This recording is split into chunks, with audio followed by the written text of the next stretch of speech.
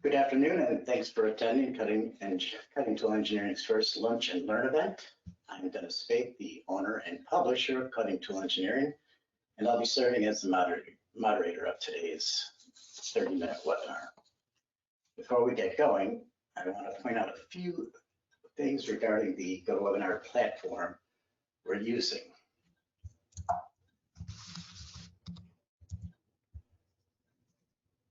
Attendees should see a screen on their desktop that looks similar to this. I want to quickly point out the important functions of the GoToWebinar control panel that you see here. I'm going to zoom in. By clicking on this button here, you can collapse the control panel, the GoToWebinar control panel, if you want to. And to reopen it, you're just going to click on that button again, and it'll reopen.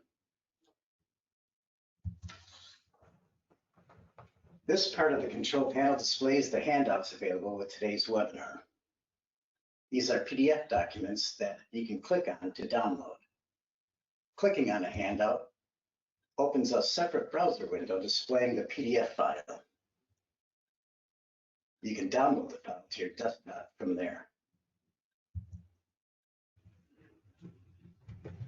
Finally, the questions panel here displays any questions submitted by audience members and any specific communications to the audience from myself.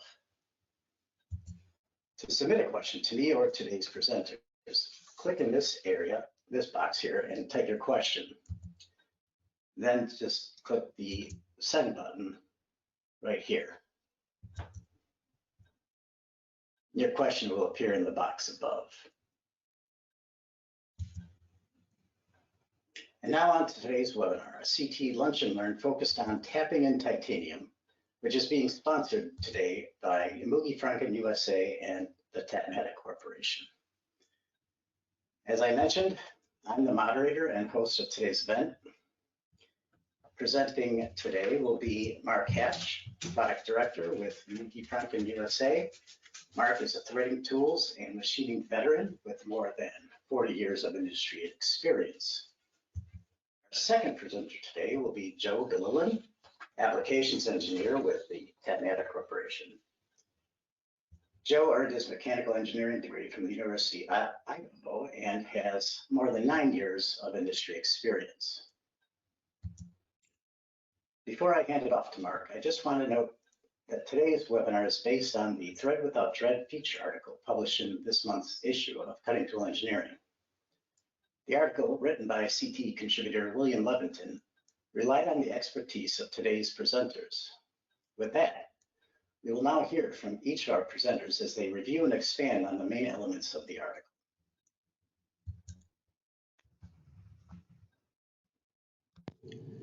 Hello, and welcome to the EMUGE-FRANKEN presentation on successfully producing internal threads in titanium materials by either machine tapping or thread milling.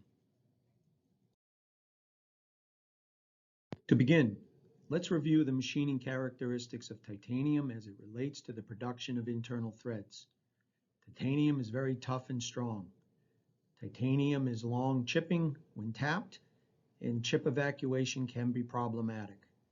Titanium has very high elastic memory. Titanium is prone to cold welding, resulting in built-up edges. Titanium is prone to localized work hardening if excessive heat is generated in the process. The three primary thread production methods used in titanium are, first, thread cutting with a machine tap, which is a chipping process where material is removed by a spaced sequence of cutting edges which are continuously cut. Titanium will produce a long chip formation with this method. Second, thread milling, which is a chipping process by means of interrupted cutting where material is removed by producing short, broken, coma-shaped chips. Thread milling is the ultimate chip breaking process. Third, cold forming with a machine tap, which is a chipless process where the material is displaced by pressure and flows into the thread contour. A split crest is produced at the minor diameter. Cold forming titanium is possible, but can be problematic to consistently produce true to gauge threads, especially as tool wear sets in. Also, due to the deformed split crest, components such as those for orthopedic medical or aero engine will not accept this thread form imperfection. At EMUGE, we highly recommend the use of thread cutting methods in titanium. Here we see a magnified view of a cold form thread with split crest at the minor diameter.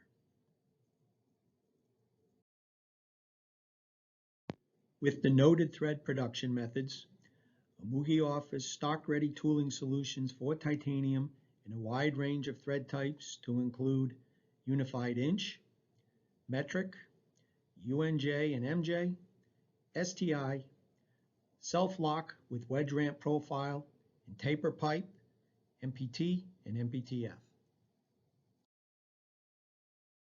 Now we will look into the EMUGE titanium cutting tap program and the technology behind the exceptional performance levels achieved with this thread production method. The cutting tap program consists of two primary designs, one for blind holes and one for through holes that have been specially engineered for titanium. Here we see the blind hole design, which incorporates a 15-degree right-hand flute angle for optimized chip evacuation in the reverse direction, semi-bottoming chamfer, ground with HRG technology and TICN coated. More in a moment regarding HRG technology. The through-hole design has an advanced left-hand helical flute form and chamfer geometry which combine to optimize chip evacuation in the forward direction and add strength to the cutting teeth for enhanced tool life and process security. Also ground with HRG technology and TICN coated. HRG technology incorporates advanced high-relief geometry which increases space between the friction surfaces for enhanced lubrication and reduced torque load in both forward and reverse direction. HRG counteracts the high compressive forces produced by the extreme elastic memory of titanium. Successful tapping in titanium not only requires a specially engineered tap design, but also use of a tap holder that incorporates length compensation on tension and compression, whether the machine tool is equipped with an older conventional tapping cycle or newer synchronized rigid tapping cycle. Use of a length compensation tap holder improves tool life, thread surface finish, and gauging quality. EMUGE offers a full line of tap holder solutions for any machine type. When a workpiece shape requires a long reach to the hole position, an EMUGE precision tap extension can be used to easily extend a standard length machine tap. Core hole preparation by drilling has a strong influence on successful threading in titanium. The pre-tap core hole quality affects tool performance and gauging. Drilling-related problems such as incorrect hole size, bell mouthing at entry or exit, work hardening of the minor diameter, out of roundness, angular deviation, or misaligned hole will influence tool life, thread quality, and gauging. EMUGE offers a high-performance drill line for precision hole making in titanium. Successful tapping in titanium requires very high lubricity from the lubrication method due to the high compressive forces produced by titanium. Machining coolants are categorized into four primary types: synthetic fluids, semi-synthetic fluids, soluble oils, and straight oils. When using synthetic fluids, the concentration of oil content is a critical factor for the level of lubricity provided in the tapping operation. Higher concentration levels are essential for successfully tapping titanium. A tapping oil specially formulated for difficult materials such as EMUGE tapping fluid provides the highest level of lubricity. Now we will review the advantages of thread milling titanium. Eliminates the possibility and consequences of tap breakage. Easy machining of difficult materials. produces small controllable broken chips. One tool for through or blind holes. One tool for right hand or left hand threads. Pitch diameter can be controlled by CNC offset. Full bottom threading within one thread pitch of the bottom. One thread mill can produce multiple thread sizes. Does not require a high level of oil lubricity from the cutting fluid. Now we will look at a difficult threading application with special requirements that would have required a custom tap. To go beyond the limits of tapping in this challenging application, thread milling was recommended and supported by EMUGE. The thread call out is for a 1/2 13 unified special left hand. The special thread dimensions are oversized pitch diameter, minor diameter limits controlled to produce 75 to 80% thread height, and full thread depth controlled to 1/2 turn. Additionally, because of a finished 30-degree taper bore at the hole's bottom, a drawing note specifies no tap damage is permitted on taper surface. All the technical requirements for this unified special thread were easily completed with a stock standard thread mill and tool holding solution from EMUGE, along with CNC programming assistance. EMUGE stocks an industry-leading thread mill program with a broad range of advanced technology solutions for the most demanding threading applications, machinery types, and production requirements. Tooling solutions are offered in solid carbide and with exchangeable carbide inserts for screw thread sizes starting at number 0, metric M1, and any thread diameter above without restriction. EMUGE's technical support team can ensure a smooth and efficient transition into realizing the many benefits of high-performance thread milling. Now I'm going to switch over and have our second presenter, Joe. All right, thank you, Dennis. Welcome to the Tapmatic webinar on tips for tapping titanium. So Tapmatic is a company which is specialized in the design and manufacture of tapping attachments and tap holders for over 70 years now. And we're a US-based company in Post Falls, Idaho. So there's 5 topics that we wanted to cover today that would help everyone with become more comfortable with tapping titanium. So first, we'll look at what makes titanium difficult to tap, a checklist for good tapping, best practices when tapping titanium, benefits of the synchronous tap holder, and also a brief look at some alternatives to tapping. So what makes titanium difficult to tap? So if you look at the material properties of titanium, it has very high tensile strength, especially relative to its weight. It has a low elastic modulus, which means it likes to deform easily.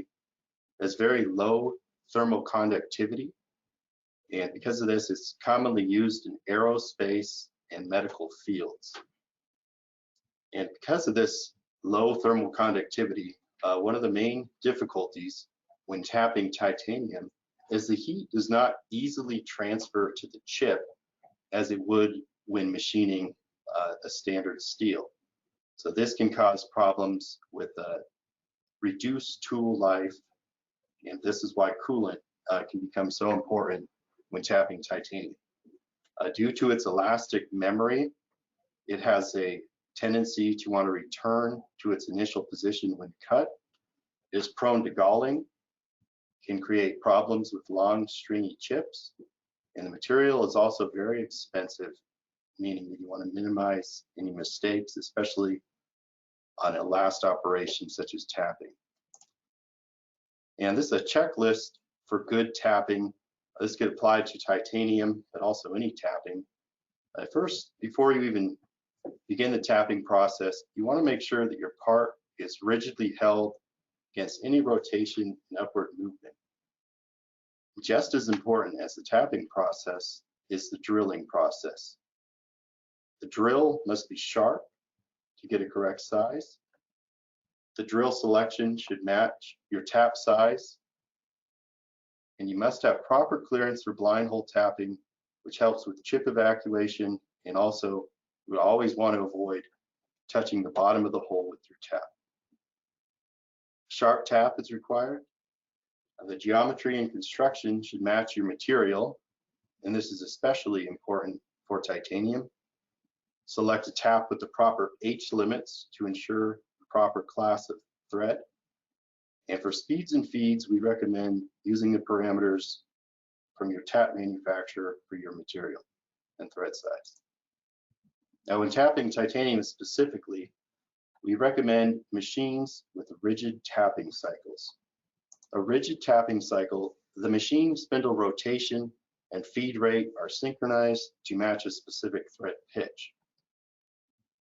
As mentioned earlier, taps made for titanium are always preferred due to their advanced geometry and will give best results in this material. And the tap, again, must be sharp. The use of coolant is also very important. Oil immersion in the coolant helps with lubricity. High pressure through spindle coolant is recommended if available for chip evacuation. Must also have proper tool holding. A synchronous tap holder is recommended, along with the use of square drive tap collets, and if available, through spindle ready tap holders. More on the synchronous tap holders in a moment. Here is an example showing a square drive ER tap collet. When doing any tapping, especially materials such as titanium, it is essential to use a tap collet as opposed to a straight bore collet. Inside the collet, there is a square cutout which transfers the torque to the square of the tap. This prevents the tap from slipping in the spindle and will give best results. As we mentioned, rigid tapping is recommended. There are just mechanically, there's always going to be a slight discrepancy between the pitch of the tap and the synchronization of your machine. Even a small discrepancy between machine synchronization and tap pitch increases the axial load and torque. This reduces the tap life and thread quality. Especially for materials such as titanium, these extra forces on your tap can be catastrophic, leading in worst case to tap breakage. To combat this problem, Tapmatic developed a unique holder called the SynchroFlex 2. This holder provides a microaxial compensation, which greatly increases tap life and thread quality. With this flexure design, they are designed to work without ever being overstressed, as they are mechanically fixed to a safe limit. With this, customers can expect to tap up to millions of holes with the SynchroFlex holder. Another benefit of our SynchroFlex 2 holders is it features a balanced internal coolant system for pressures up to 80 bar. With our system, the holder does not extend under pressure, and there is no effect on the axial compensation. We offer a complete tapping program, the smallest being our SynchroFlex 5 with an ER8 spindle, all the way up to our largest holder, which is an ER50 output. Some alternatives to tapping titanium are thread milling, as previously mentioned by EMUGE. This is also recommended titanium for large thread sizes, or when tap breakage would be catastrophic to the loss of the part. For cold or roll forming, these are fluteless tools which compress the material by plastic deformation. It is not usually recommended for titanium due to the material's elastic memory and galling. However, this could be possible with very small thread sizes. For example, we had a customer utilizing a triple odd 120 tap roll forming in titanium with a SynchroFlex holder. They let us know that using these methods, they had not broken a tap. Thank you very much for attending our webinar, and let us know if you have any questions. Thank you, Joe. So with that, we're going to take some questions from the audience. And we will begin with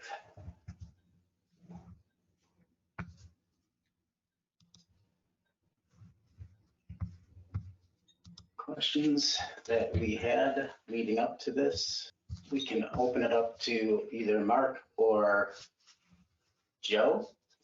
If either one of you would like to address whether roll form taps can be used for titanium. Who would like to tackle this first? Mark? Yes, yeah, I can.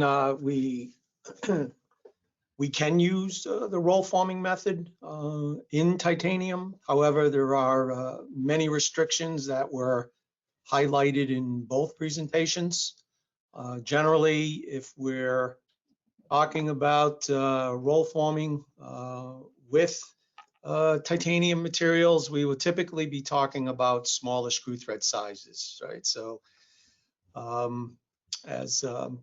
we could be talking about 080s, number ones, 256, so forth. But as you get in larger diameter and coarser thread pitches, say we start getting into 3/8/16s, 7/16s, 14, half 13s, here the load becomes very, very problematic, and also the displacement of the material much more difficult because of the size of the chip section or the material section that we're dealing with. And then also that split crest at the minor diameter, which can be restricted in many components. That's it. Joe, any thoughts? Yeah, just to add on to what Mark was saying, normally we would never recommend a roll form for titanium either, except for where we had found it to be a benefit was in the very small sizes, such as that triple odd 120 application we mentioned. Another benefit of the roll form on the very small sizes is due to not having the cutting edges, it has a larger cross-sectional area, which makes the tap itself stronger than the same size cutting tap, which could lead to less chance of tap breakage on a miniature tap. Well, the second question there is just, does microaxial compensation benefit rigid tapping applications? Joe, why don't you take this one? Okay. So with a rigid tapping cycle, as we said in the webinar there, the machine spindle rotation and feed rate of the machine are synchronized to match a specific thread pitch. So in a perfect situation, the thread would be, perfect every time if the synchronization could be, perfect.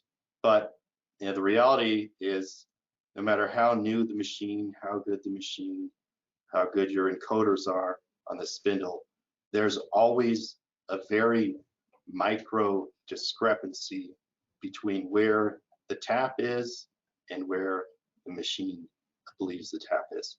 So if you're using synchronous holders, they provide what we call micro compensation in the axial direction. So this just allows the tap to follow its own lead. And so it greatly reduces the axial forces on the tap, which gives you better thread life. And also on a material like titanium, reducing those forces can really help prevent tap breakage and give you a much better gauging thread if it's following its own lead.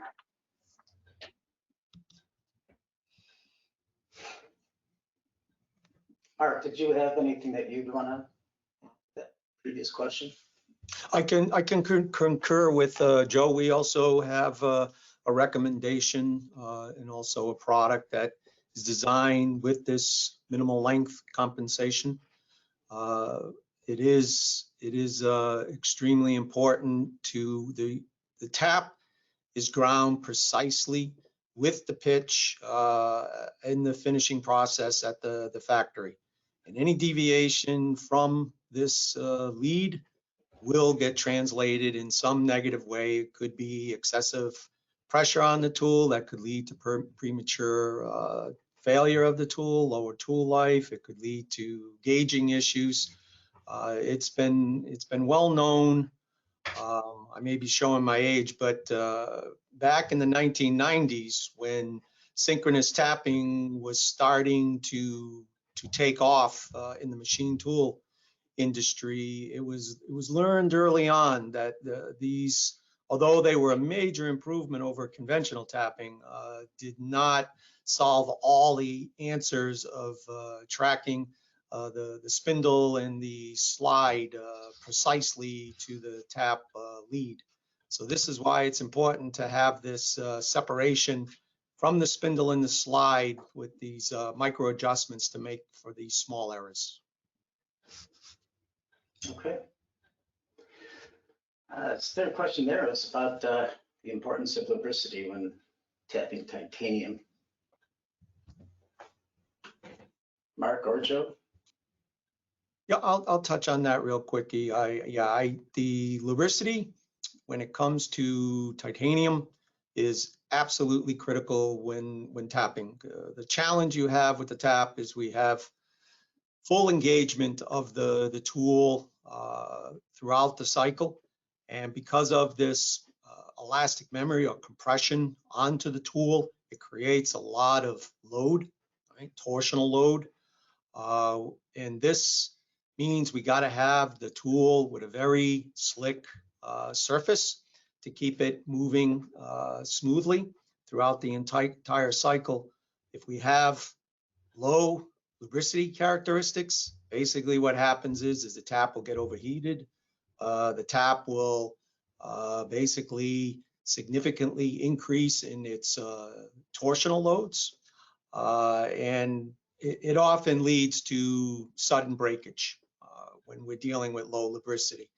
If you have a situation where using, let's say, semi-synthetic coolants, where we may have a low concentration level, say under 10%, and we just don't have the option to bring in a higher oil concentration to the process, this is where thread milling can be an excellent option to get around this need for high lubrication with a machine tap, because here we can run with leaner concentrations of oil and have no negative effect on the performance of the tool because of the lower circumference engagement of the thread milling tool. Okay. Go on to the next question.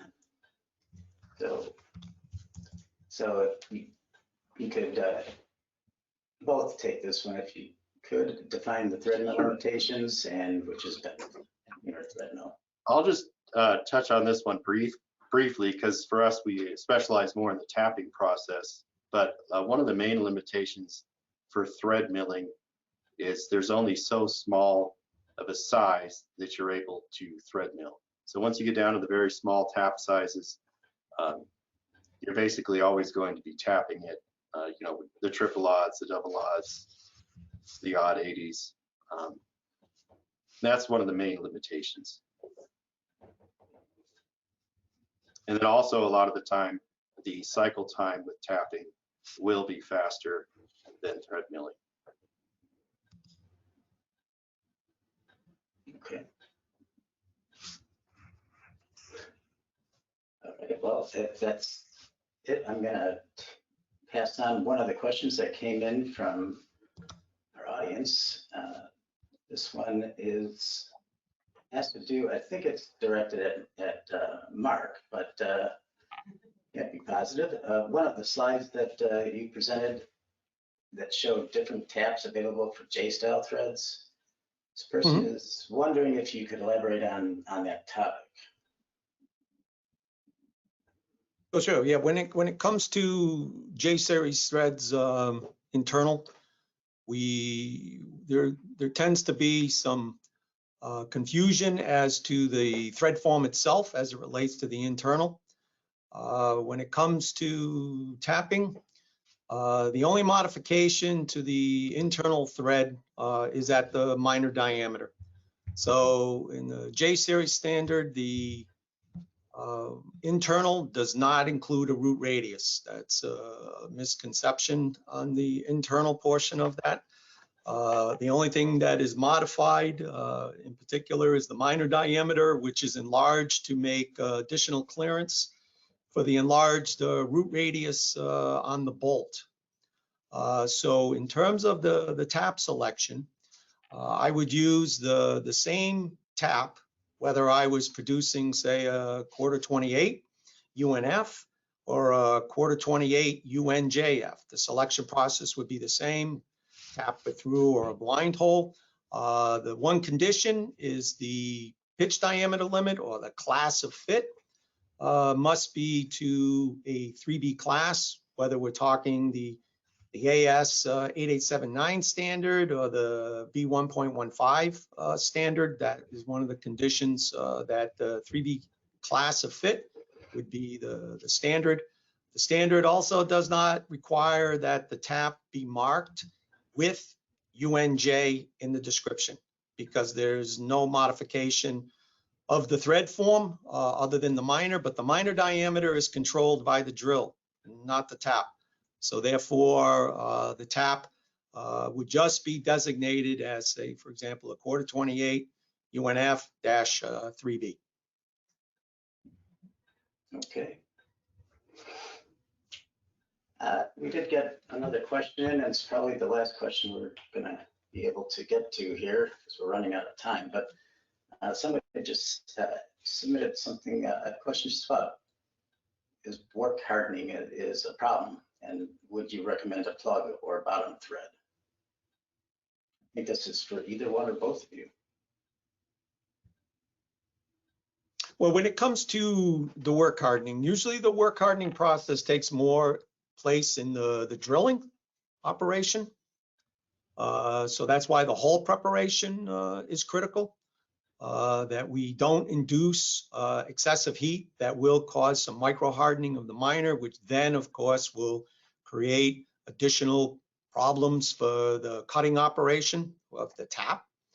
When it comes to full bottom threading, and I say full bottom, let's say in aerospace, it's not unusual to have thread requirements that must be within 1 pitch of the bottom.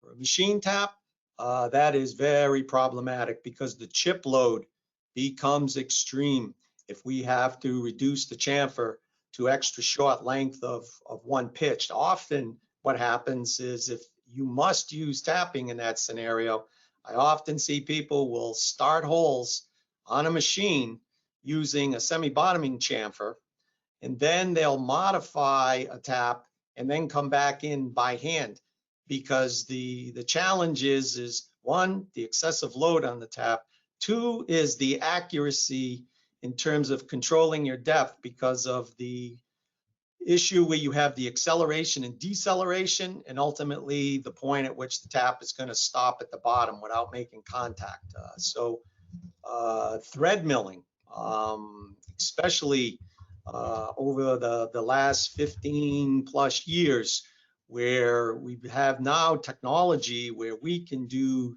successfully thread milling in titanium Inconels and so forth, down to common sizes in aerospace like 1032s, quarter 28s, very, very efficiently. And a short lead on a thread mill is a non-issue. There's no change in performance of the tool if we need to bring it that tight to the bottom. Okay. And I would agree with Mark there. We'd always recommend kind of the longer chamfer on your tap that you can get away with when tapping titanium to keep the cutting forces down, because if you think about it, if you have, let's say, 5 leads of chamfer, each flank of the tap is doing a lot less force going through it. Whereas if you have a bottoming tap, and let's say you have two pitches, it's going to be significantly higher torsional forces on that tap. So it could definitely lead to breakage, and there's good alternatives to that, such as thread milling or coming back in, like Mark mentioned. Okay. Well, we are running over time just a little bit, and so I want to make sure that let everyone know if you wanted to reach out and contact either our presenters or myself. Here's our contact information. I'll leave this on the screen for a bit so that you can either grab a screenshot or just jot down our contact information. And again, thanks everyone for attending today's webinar. It will be available shortly after today's webinar concludes in a video format. You'll likely get an email in a day to provide a link to that video. And I hope that everyone enjoyed this. It's a new approach that Cutting Tool Engineering is taking, trying to connect our print magazine feature editorial to a series of webinars throughout the year. We have another one set up for February on milling, and another that's going to be a full hour. And then in March, we have another Lunch and Learn 30-minute webinar. So with that, I will thank our presenters, Mark Hatch, Joe Gillillan, and appreciate your expertise and insight, and look forward to working with you again. Thank you very much, Dennis. Bye-bye.